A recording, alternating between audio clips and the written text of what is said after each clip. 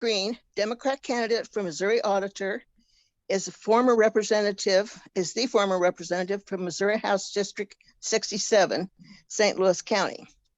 He is a former advisor to two, someone needs to mute, I think. He is a former advisor to two St. Louis County executives, a former police officer, a chief financial officer, a business person, and a minister. Dr. Green earned his Bachelor of Science in Criminal Justice and American Diplomacy from the University of Texas at Tyler, Texas, and a master's in Management and Development and Human Resources from National Louis University. He received an MBA in Management and Business Administration from Linwood University and his PhD from United Theological Seminary. I learned that Dr. Green is also a Cardinals fan, and he got to go to the opening day game at Busch Stadium yesterday. Welcome, Dr. Green. Very good. Very good. Very couple points that I'm proud to say too, that I have a double undergrad in criminal justice and American diplomacy. And then I always like to add too that I did attend the University of Virginia too in executive leadership. I did hear you say that part. I'm very proud of that. And my next journey in this, as we call life, is I want to go to Harvard and also give a piece of them too. So I just had to add that.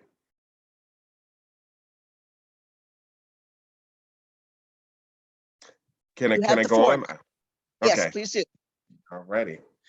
Let me just tell you a little bit about me and why I'm doing this again. This is of course, a mighty task.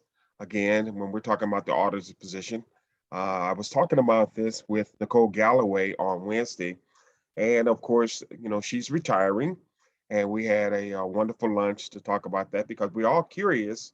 Of course, we have a person in place right now as the state auditor and the only Democrat at the top right there. And so we'll be losing Nicole.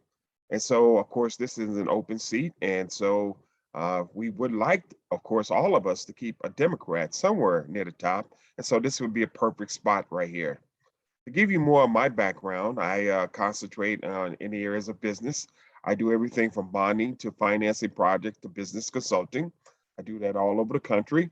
I've written bonds on major projects from Atlanta to Chicago to Minnesota, Wisconsin, you name it. I've written those, but also done financing deals in many different areas around the country too.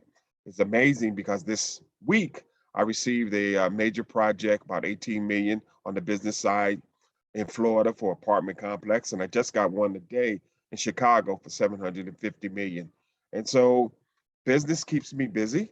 I'm also CFO for the Minority Business Development Agency, which covers the state of Missouri. And our goal is to work with minority businesses across the state and grow them. But why am I running for state auditor? That is a key question right there. And, I never in my wildest dreams had thought about this position, but I was tapped on the shoulder and asked to do this. And I'm very proud to be sitting in front of you all saying, this is something that, of course, in my wildest dreams, but it's an honor to sit before you all. When I ran for state rep, I also felt the same, that it was an honor to serve the people of Missouri. So this is also an honor, and I keep this at the top of the tier right there. It is a true honor. One of the things that I'm looking forward to do, of course, after winning this office is to make sure that people know about the auditor's office.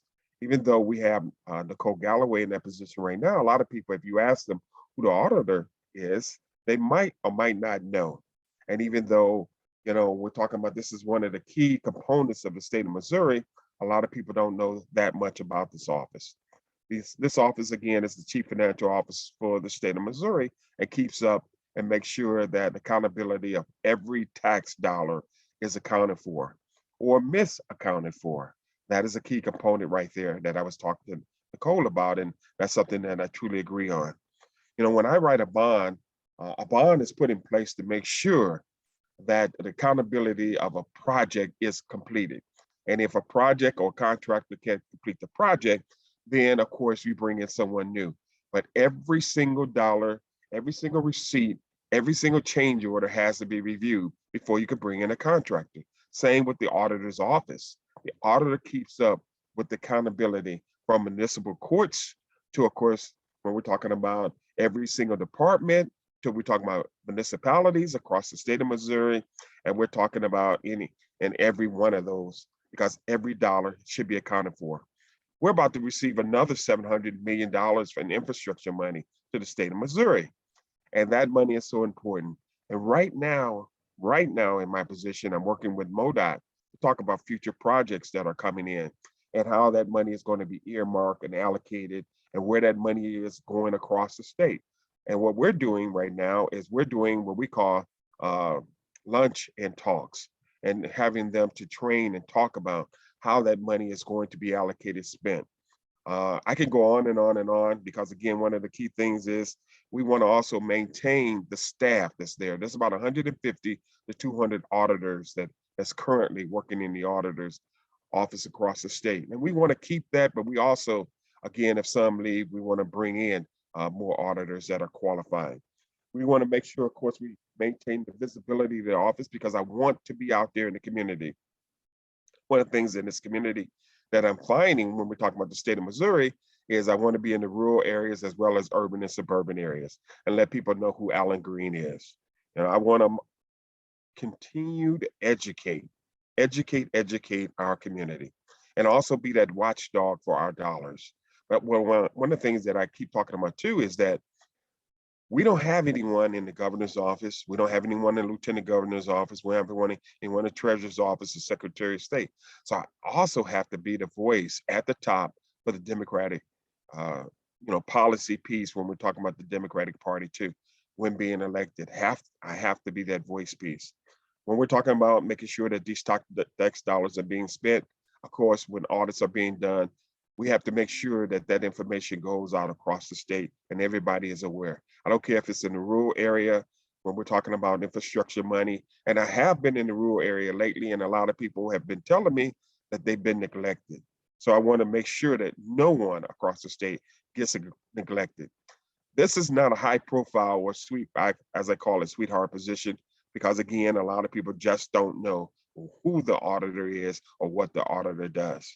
One of the things I want to do again is make sure we maintain the trust of this office. Nicole Galloway has done a wonderful job, and I want to continue that at the top.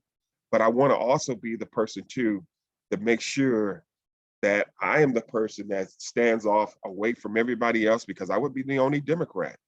And that means that the governor's office and everyone else would be looking at me, because I would be the lone Democrat and independent.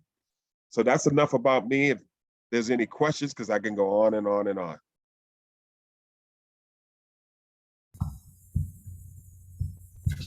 Quick question, sir. I Yes. missed, I was writing some things down to do after the meeting. I missed, where is your doctorate from? My doctorate is from United Theological Seminary Certified Bible College in St. Louis, Missouri. I am also a minister, which is something that I've been involved in ministry for quite a long time. And so when I got involved in ministry, I also wanted to make sure that I was educated in that area. So I went to seminary. Good. Okay, thank you.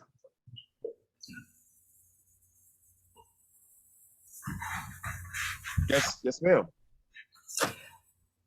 Dr. Green, do you plan to get a CPA? No, I don't. No, I don't. There's enough CPAs out there.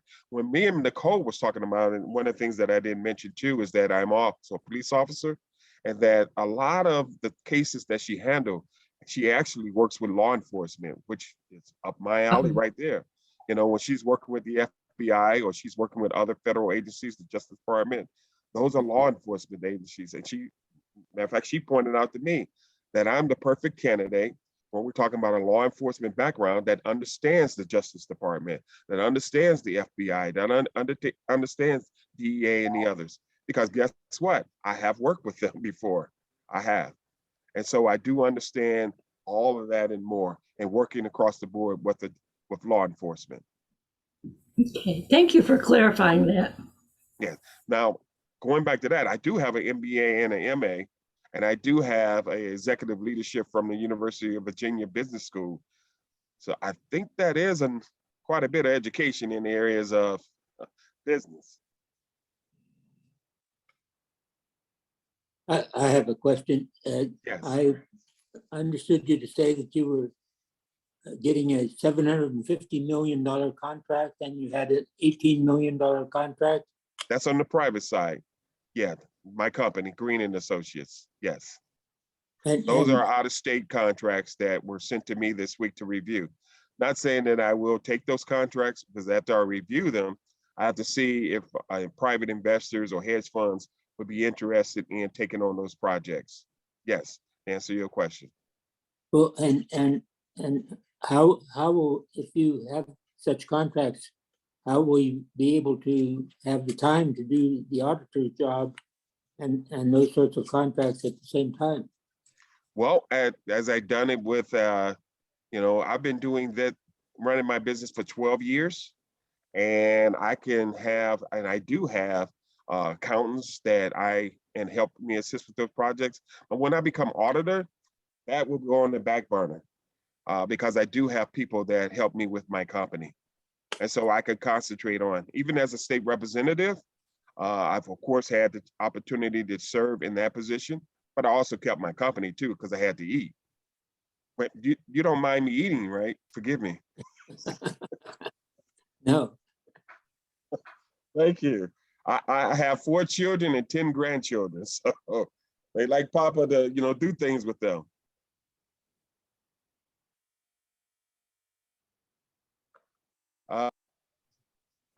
Mari has her hand up. Go ahead, Mari. Yeah, I would like to learn more about your stint in the state legislature and specifically kind of what you learned from that you could apply in state office, and if any accomplishments that you're proud of during that time. Somehow I got muted again. I had to unmute myself. Can you hear me now? Okay. First of all, it was a true honor to serve as a state representative for the state of Missouri. Again, as my undergrad is, I studied criminal justice and American diplomacy, so I always wanted to go into politics or run for an office. I had the pleasure to work on many campaigns, from Gephardt's office on up to 2 county executives' office, Buzz Westfall, Charlie Dooley, and many others. And also I worked for, of course, the Governor Jay Nixon over the Office of Equal Opportunity. So I've been in those spots before, but I've never been in an elected position. But to run and win, that was amazing. And what I have learned, first of all, the journey of running for an office.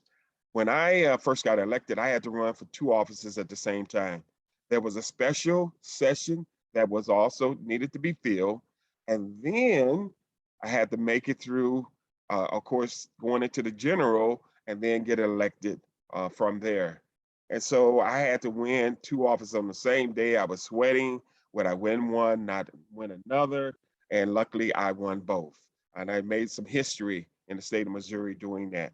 Was it easy? No, no. The first thing then I was plucked into was the veto session. Wow, yeah. And we stayed there to like 1 o'clock in the morning. And I was not in tune to all of that, because all of that policy, of course, I had never seen or heard. And so I had to vote on those kind of things. And so it was a quick learn. But then going into January, when I got sworn in, and now I'm, of course, sitting there for the next 2 years myself, and had a chance to write policy, implement policy, listen to constituents, I have to admit that it was amazing. And what I learned from that is that you have to listen to the people that also sent you there, but you have to listen to people that come visit you. Of course, I had everyone from the cattlemen come visit me to, of course, parents as teachers, and I can go on and on and on, to people that visit my office. Was it amazing? I think I said that a few times. Was it an honor? I think I said that a few times too. Business-wise, I wrote and participated in a lot of different things, because again, I sat on finance and banking. I sat on economic development. I sat on workforce development. I was on appropriations and budget. I had a chance to participate in all of those and more. The governor also appointed me, Governor Parsons, to be on the Criminal Justice Reinvestment Task Force. And so he was looking at, of course, across the state closing 1 or 2 prisons down, and we were looking at how to reallocate that money across the state into different areas if we close a prison down. So I got a chance to start looking at those kind of numbers and what and where that money would go potentially if a prison got closed down. All of that was an honor. I can go on and on and on because I was also chair of the Black Caucus for also 2 years. That was an interesting journey too of chairing that, but I can go on and on and on and on and on. I did one piece that really made me proud was I wrote some legislation and it went before small business because I sit on small business too. And that was startup capital to start small businesses in the state of Missouri and using the same language that they use in the treasurer's office, that again, you could put money in an account from different individuals and that money could go into account and then that could be used up to $40,000 for startup capital, start new businesses. Because a lot of time, the first thing that bankers look at when they're looking at your performance and looking at your business plan is where is your reserves and where's your capital coming from. And so I always thought about, what if we had a pot of money, but small businesses that they could go to, that they can actually go to, and that money was set aside. Again, now that money is theirs that they could put on their performance sheet and say, I have $40,000 in capital, true cash that I bring to the table to start this business. That makes it so much easier to start a business, especially when bankers are looking at it. I can go on and on. I love what we're talking about. So I love this.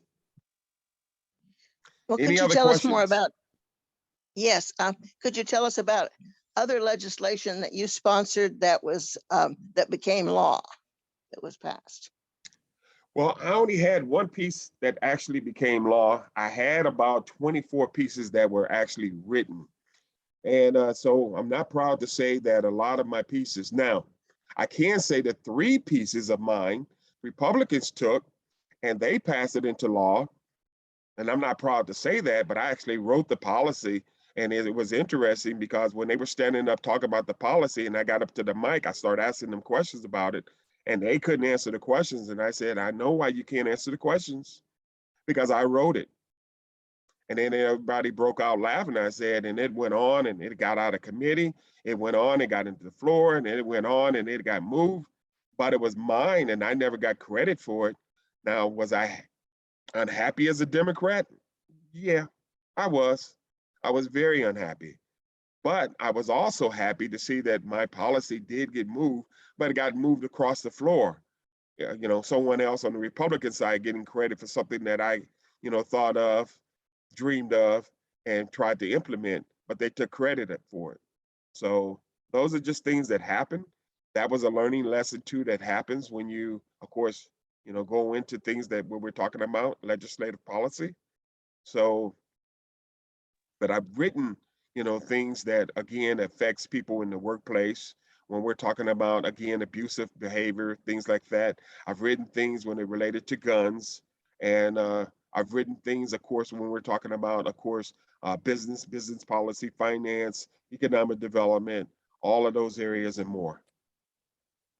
What was the bill that the Republicans took over? What did that provide? It was in the areas of economic development. And what had occurred is that he did move. It was dealing with infrastructure projects and things like that.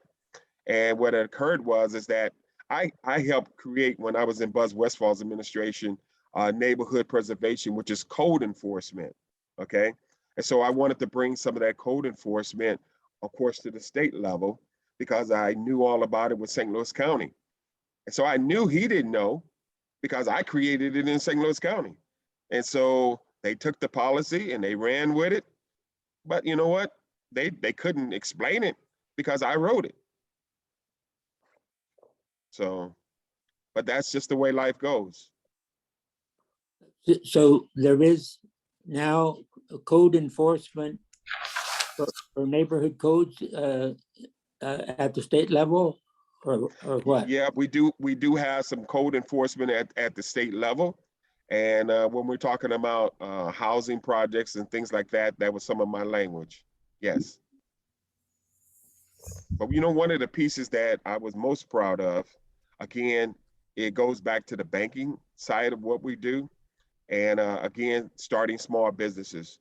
Those are the pieces I have to sit here and say that I'm most proud of, that policy, because we do need to grow small businesses in the state of Missouri if we are going to maintain and grow. One of the pieces that I think when I did right too is, and it didn't get implemented, and we should really talk about that too, is teachers' salaries. They're so low in the state of Missouri. We actually 49 to 50 in teacher salaries, and that needs to be boosted. Why are our teachers across the board, uh, if you come to state of Missouri, our salaries are so, so low.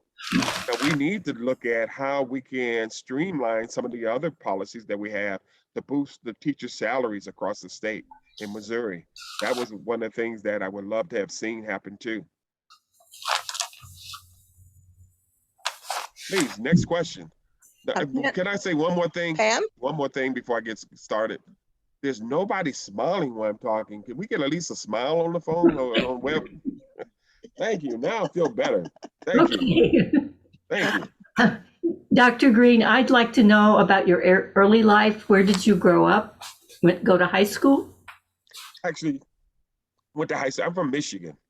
I'm from a small town in Michigan, Ecorse, Michigan, downriver of Detroit. As I said, downriver. I lived on the river, a small river town right across from Windsor, Ontario. And I grew up on the river looking and watching people fish. I was never a fisherman, but I spent a lot of time watching people fish because I grew up on the river in a small town. And then, of course, when you grow up in a small town, everybody knows pretty much almost everybody. And so I grew up in a town where pretty much everybody, I knew the firemen, I knew the police officers. When my dad first built this house in the 60s, it was the firemen working extra jobs because that's when people say, well, how would you do this if you got this other job? Well, I grew up in all of that. My dad worked two jobs. All right. When we built our house, the firemen was also electricians. Yeah, they were the firemen, but they were also electricians and they wired our house. They were also plumbers and carpenters and all that stuff. And they built our house. And so I knew, the people growing up in my small community. But I am a small town guy. I then went to Texas for college, University of Texas at Tyler. And that's where I got engaged, and that's where I got married. I got married before I graduated from college. Yeah, I did. And I tell young people right now, if they could wait. All right, from those experiences. We had 4 children, and now we have 10 grandchildren. So how did Stop you smiling when I said that, please. So how did you get to Missouri? I got married. That's how I got to Missouri. Okay. Yeah, I got married. And that's how I arrived here. My ex-father-in-law was a civil rights attorney, and he actually wrote the proposal in the 60s for legal services. And he was traveling the country, putting legal services together and set up the office here. He was the director, then he moved on, but he got a divorce. And my ex-mother-in-law, my ex-wife, my ex-sister-in-law, they all stayed here. And I met her when I went to school in Texas. And that's how I got to Missouri. Okay. All right.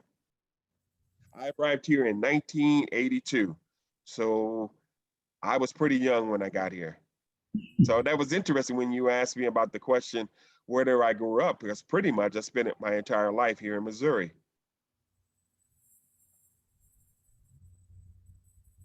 Please, another question. Yes, please. Carl or Mari? Carl and what Marie. do I see you- Carl or Mari have been. It's me Mari? again, sorry. That's okay. I just want to ask what you think the biggest challenge is facing the state auditor right now. Well, the biggest challenge from my observation is that the Republicans want it and they want it bad. Fitzpatrick, again, wants to step down from a treasurer's position, being treasurer, to run for auditor. Think about that. The auditor is the third spot from the governor's office, the third spot. Then you have Derek Greer. He also wants it. And then you have all that friction that's going on between the two of them.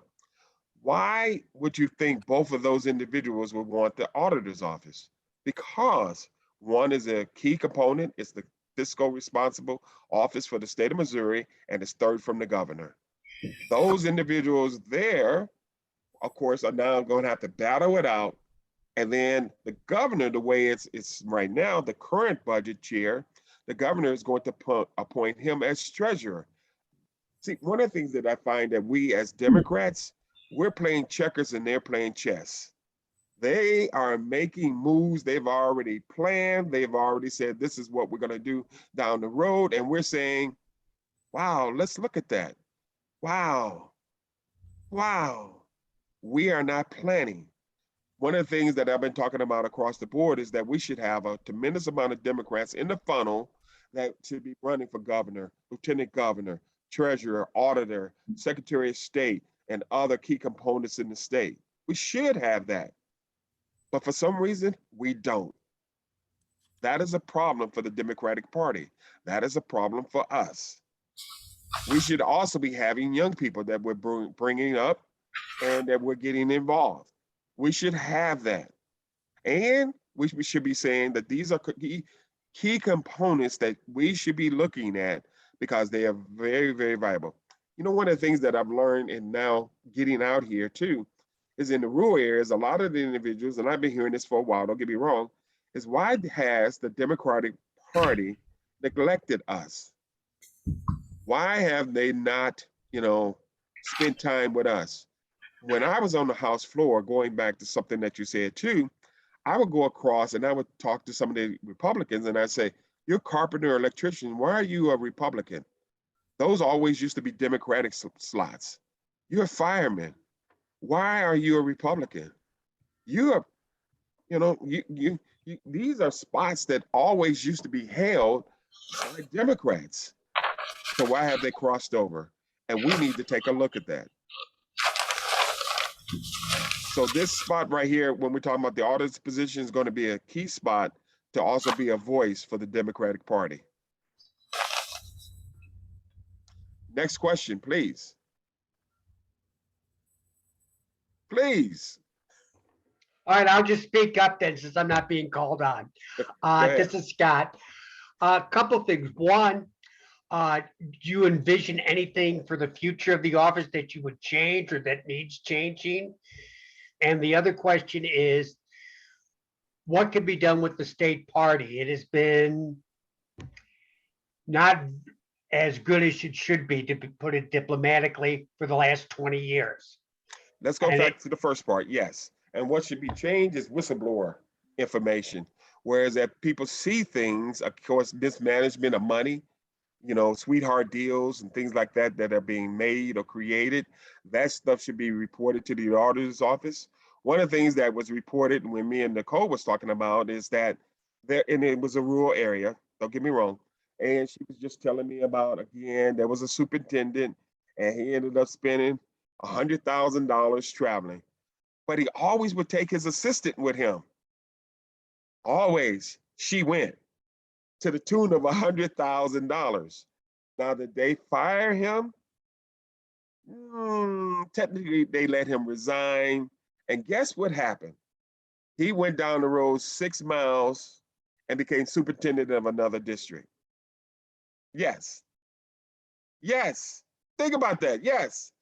Because in the rural areas too, one of the things that was brought to my attention is that you don't have a lot of those PhDs, a lot of those qualified, and you don't want those people to live in your community. And so they let him resign and he went on down the road. Those are the kind of things when we're talking about now, making sure that we keep our eye on every single dollar is a taxpayer dollar, every single one of them. And we don't want any of them being misused, period. And the other question is, what can we do with the Democratic Party? Well, I have 4 kids. My daughter will be 40 this year. My youngest son will be 29. And one of my youngest one loves politics. The other ones grew up in politics. They've met everybody from the Pope to the president, when Clinton was president, to, of course, the governor, when Jay Nixon was governor, Gephardt, everybody. I mean, I've been involved for a while, okay? But I listen to my kids talk, especially my youngest son. He's very enthusiastic about it, but we don't find a lot of people very enthusiastic about it. My other kids, I have one daughter and 3 sons. Now I have to mention too, my sons are police officers, so I have 3 sons that are police officers, so I'm very biased toward police officers. So forgive me, but I was one. My sons are police officers. One of the things that we talk about constantly too is, of course, what's going on in our community. I'm talking about nationwide as well as local. And so when I'm talking to my kids, I'm listening to them about what's happening in our communities. I'm listening to them about buying homes. I'm listening to them about raising my grandchildren.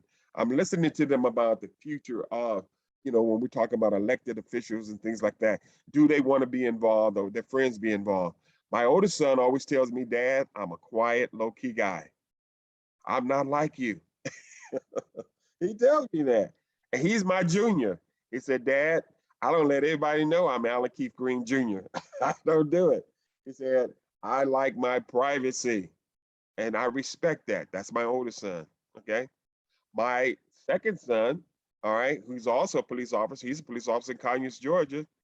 He likes that his dad is involved in all kind of things. And his journey is either to go to law school or to medical school. That's his journey. And he loves it. And my youngest son is right now working on his master's in public health, and he's headed off to dental school. But what's interesting is that while he's doing his master's right now, he's talking about politics. First thing when I decided that I was going to do this, he came to me and said, Dad, why didn't you ask me to participate in your campaign? You know I want to be right by your side. And I said, son, I thank you, but you're doing your master's right now, and you want to go to dental school. I want you to concentrate on what's in front of you. I don't want to take you off focus. I don't want to make sure that you're doing something else that you should have been doing and say, well, I didn't become a dentist because Dad got me caught up in politics. No. When you are a dentist, then we'll run you for something. So we need to do that with our young people. We need to have these conversations with our young people. We need to have our young people involved. My daughter, she doesn't talk about this much, but if I need her, she's right there by my side. This is what we need to do with our young people. I also do mentoring, and I do work with young people, especially young African-American males from the age of 5 to 18 years old. And I've been doing that for over 30, 35 years now. I can sit back now and I can say, I have one young man that's a director, movie director. I have doctors, I have lawyers, I have individuals now that come back, and I was with someone the other day and I was so proud of him. And I only thing I kept telling him was, you got to finish college, you got to finish college. And he was at a luncheon that I was at, because the whole objective is not to get you out of high school, but to push you to do more, to move your life forward. That's what we need to do with the Democratic Party, is we need our young people pushing us and them to move this thing forward. And we're not getting that. You know it, I know it, and you can see it, and I can see it. Now, we can go on with me preaching to you, because I'm a preacher, so we can preach all afternoon long on what we should be doing. But we also have to put all this to action too, because if we don't, that's where we get lost. It wasn't that long ago that the Democrats controlled the House, the governor's position, the Senate. Democrats had that not that long ago. 2010, all that started to flip in the state of Missouri. Think about it. Did we have anybody we was grooming and bringing along? No, we didn't. And so now we feel the pain now. Anyway, next question, because you got another one, please. Because now we're getting going. Scott? Yeah, I did have a quick follow-up. Scott, did you? And I think everybody here pretty much agrees with your assessment, and most everybody pretty much has come to the same conclusion.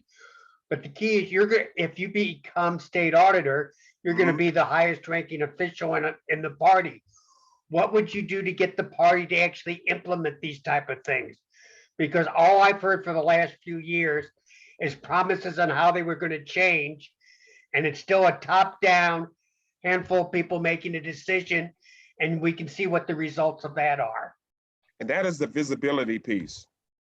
Because see, one of the things that, and one of the things that me and Nicole was talking about, she has young children. And so of course she can't be out there the way she really, really wanted to be, because again, she has young children that are coming along too, and she was a mother. Okay, I'm not. I'm not. My kids are grown. I have grandchildren and I spend a lot of time with them. And as you know, I just said I do mentoring. But one of the things that I want to do is be more visible and speak more on behalf of our party and the auditor's position. One of the things is that when I was in Kirksville, Missouri last week, they said, and they were talking about, again, healthcare, and they were talking about teachers' pay, and they was talking about all those things. And I stood up and I said, after I spoke, the person that's at the top right there needs to also be the voice of the party. You need to be the person that's saying too that besides numbers, and don't get me wrong, I love numbers, I love proposals, I love looking at all this stuff too, but you got to talk about other issues that are also happening in the state.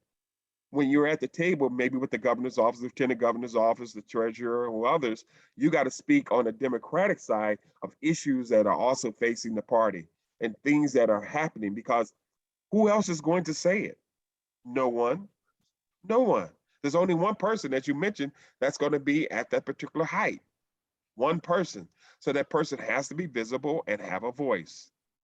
We got to do it. But we have to also bring some young people through. I can't say it enough. And we have not been doing a good job at that. And because of all the stuff that's going on, a lot of the young people don't want to do some of this stuff because they're like, ooh, like, I'll be honest, we were talking about police officers yesterday, okay?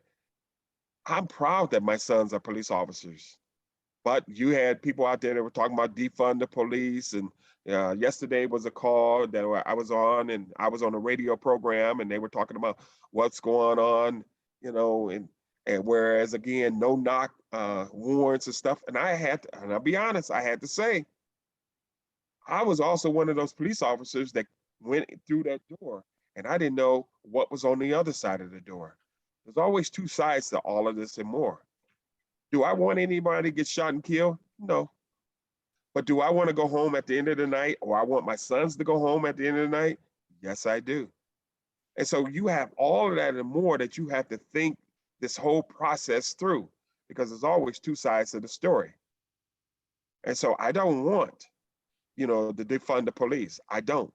What I want is more funding so crime goes down. And it's not because the police is going to be everywhere. They're not. We have to have some social services to go with also policing. I know that for a fact. Any other questions? Oh, they stopped Al smiling on me Plummer? again. There it is. No Al Plummer? smiles. Yes, Dr. Green, Yes. Al Plummer. I agree with your messages about bringing folks along, about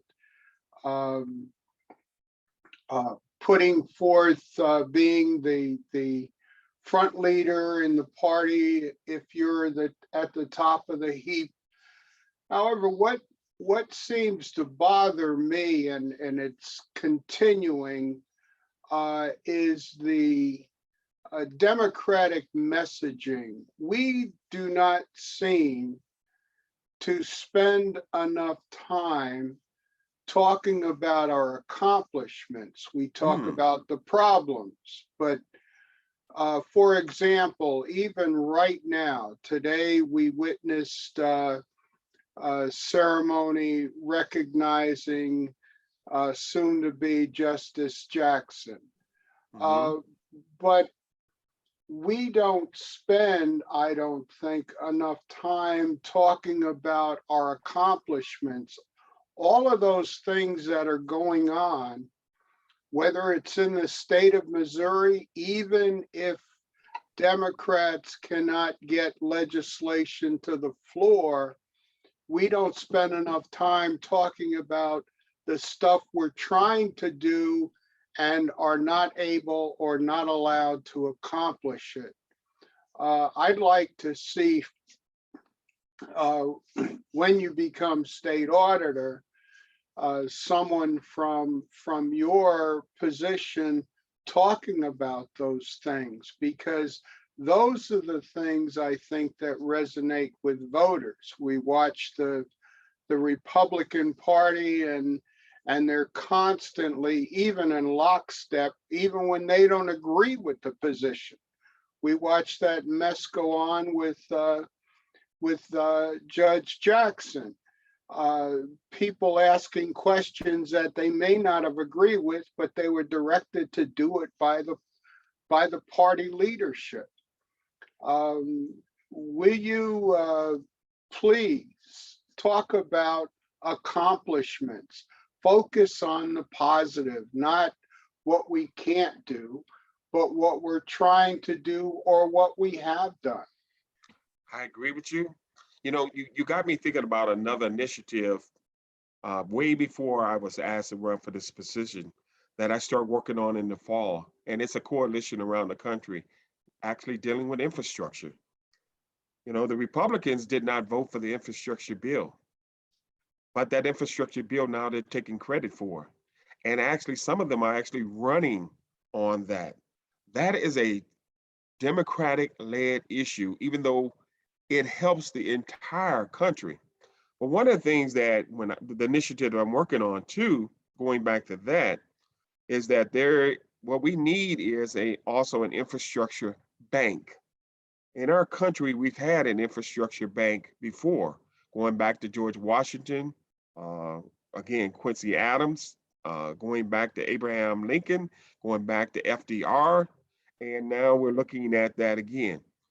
When we're talking about accomplishments, going back to infrastructure, you know, we need some things that you mentioned. Don't keep talking about what we need, but what we're already doing. When I'm working with MoDOT as we speak, we're talking about projects now. Well, how did those projects get implemented? It was actually Democrats that passed the infrastructure money, that we're doing the bridge repair, that we're doing the streets, the curving. We're doing those things because Democrats said it was needed and they passed it. But you're absolutely right. And these are the kind of things that I'm constantly thinking about, even before I was asked to run. You're absolutely correct. Any other questions? Please, let me put my glasses on.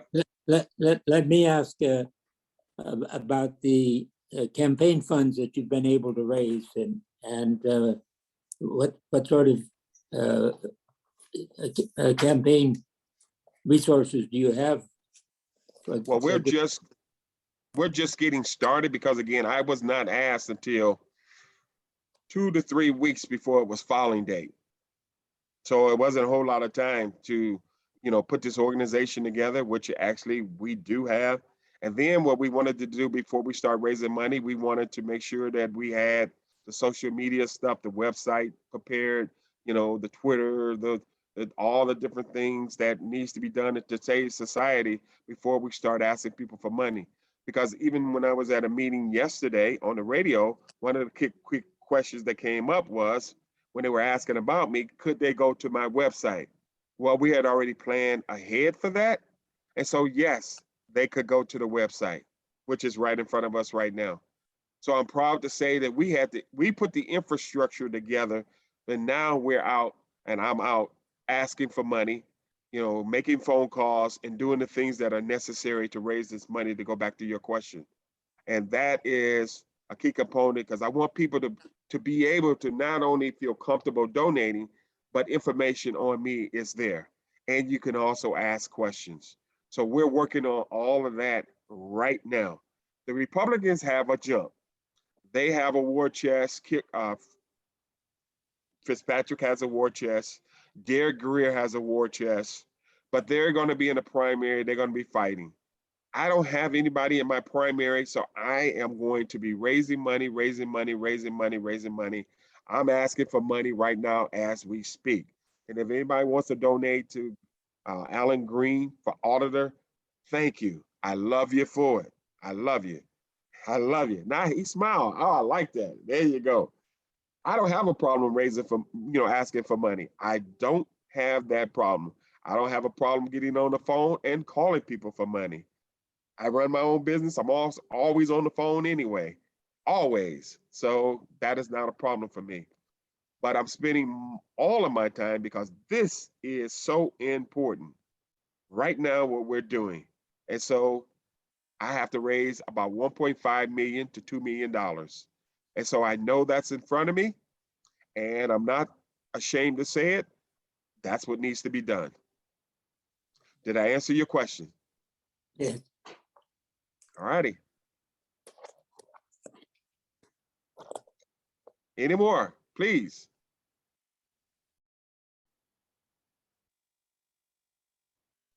Looks like we have time for maybe one more question, one or two, before we need to wrap up and move on. Our Missourian person could ask a question if she would like. Emma? That's right. Any guests, anyone?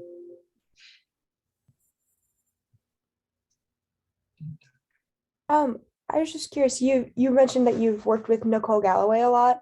Do you have her endorsement? I didn't hear the last part. Do I have a what? Has she officially endorsed you? Yes. We went to lunch on Wednesday, and she will be putting a statement together. And I'm very proud to say, yes, she is endorsing me. And I'm very happy with that. Yes, yes, ma'am. Yes.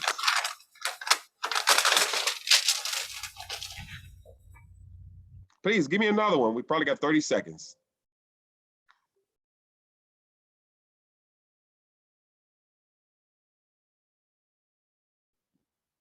No more?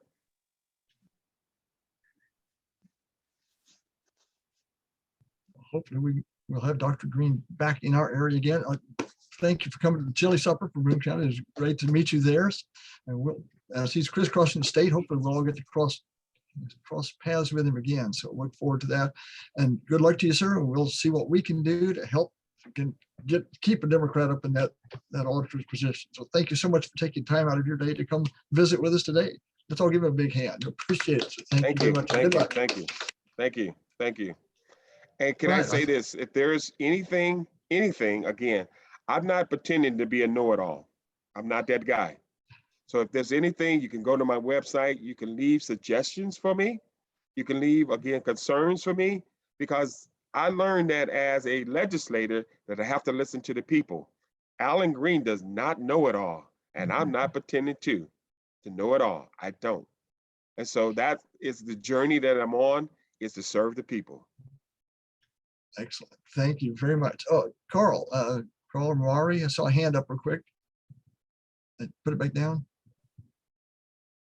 Carl Mari, are you all still here? I think that disappeared. We're just We're still here. incompetently applauding. Oh, that was an applaud. Okay. Sorry. I saw the yellow hand up and I thought, this thing's a little confusing. This Zoom Can I stuff. make one closing statement? Please, Steve. Yeah. And he brought up a very key component, of which is fundraising. Again, I was not asked to run for this position until just a few weeks ago. Okay, weeks ago or more. And so, of course, fundraising is going to be key. So anything that you all can do to help me raise money, I appreciate it.